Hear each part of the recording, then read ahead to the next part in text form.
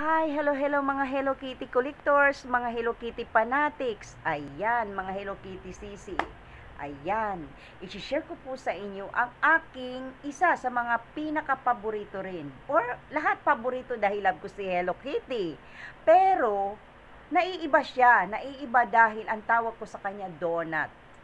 Dahil may butas sa gitna. Ayan, sa Japan ko po ito nabili 10 years ago. Ayan, si Hello Kitty. Red ang kanyang ribbon. Ayan. Donut ang tawag ko dahil may butas dito sa gitna. Ayan, si Hello Kitty.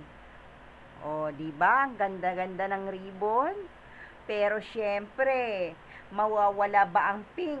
Meron syempre.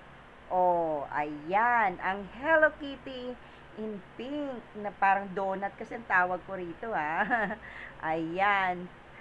'Di ba? Ang cute-cute ng Hello Kitty in pink at ang Hello Kitty in red. In pink and red. Ayan ang aking Hello Kitty na donuts ang tawag ko rito.